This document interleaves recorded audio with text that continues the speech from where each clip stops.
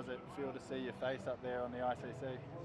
Feels good. It feels more normal than it does to be on the undercard, to be honest with you. This is something I've dreamed of since I was, started the sport, was headlining these big shows, being in the big tournaments, big fights, and being able to do it under No Limits banner, being able to fight for the Australian title against a name like Tszyu is a great way to do it. And obviously, how's camp been going? Run us through the day-to-day life at the moment. Really good, really good. This is my second fight with the new team at Complete Boxing and Joel Keegan. Our team continues to grow, and yeah, the level of training we're doing. When I entered that team, I couldn't believe the sort of level of training, the intensity that we're doing, and it just continues to rise, and I continue to match that. So I felt really comfortable. I've started to become really comfortable with what we're trying to do, the style we're trying to emulate and fight with, and yeah, I'm looking forward to being able to put it on show.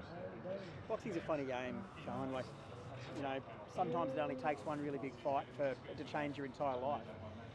And you've had some really big nights in Australian boxing already, been in there against guys like Wade Ryan, Joel Camilleri. You're no stranger to big fights on big nights. Is this one, though, a little bit different? Not really, to be honest with you. I've been doing this sport for 14 years now.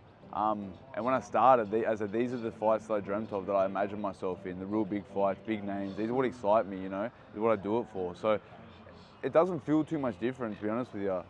I know it's all a distraction, all these cameras, lights, all these people, they disappear as soon as I lose, So I'm not here like a lot of Nikita's previous opponents that they're here for the lights, they're here to see their name up there, they're here for a quick payday. I'm here to win this fight. I'm genuinely here to win this fight. I'm preparing to win this fight. I'm preparing as if I am going to win. You were ringside for Nikita's last fight. What did you make of his performance that night against Danilo Criati? He looked good. I thought he did well, and his first 10 rounds that he completed, he's very explosive and strong, obviously. But there's a lot of gaps there. There's a lot of things that I think that can be exploited, especially as the rounds go on. But we'll see if the rounds do go on. I'm coming for war. He's not going to have to find me. I know that I'm not going to have to find him.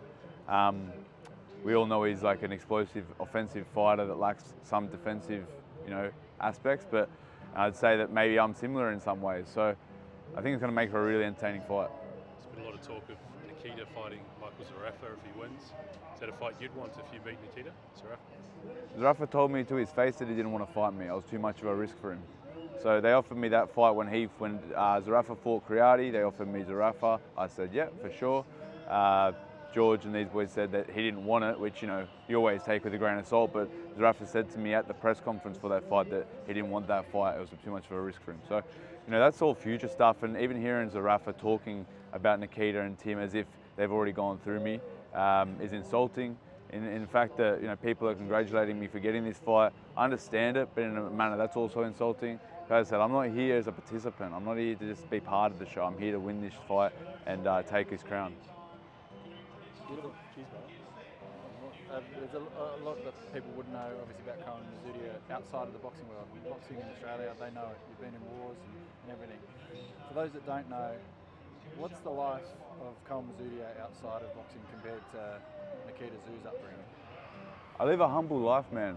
I'm a family man. I've got 2 kids and a third one on the way, a beautiful wife, and it's a family affair for me, I started with my dad, where I guess, Nikita had the inspiration come from his dad being world champion and being one of our greatest fighters in history. I started watching the sport with my dad, watching it in the lounge room, hitting a bit of pads in the backyard for some fun and fitness. And just, the journey's been a long one with ups and downs, but I've got to put all praise and glory to God, and just I'm thankful to be exactly where I am, There's a lot of this talk of the silver spoon in Nikita's mouth and me earning it the hard way. I definitely agree. It's been earned, not given to me. I don't necessarily agree that Nikita's had a silver spoon. It's this is a hard road for anyone. He definitely was put up in the light straight away, put in the big show straight away. I've had to grind my way here. It's been 14 years in the making. I've been in this sport. 80 amateur fights, 16 professional fights now. I was ranked number 9 in the world only 2 fights ago, but it's still the Nikita Tszyu show. So I'm here to cement my name, Kayo Mazoudier. People will remember it. They'll know me, and I'll continue on my career.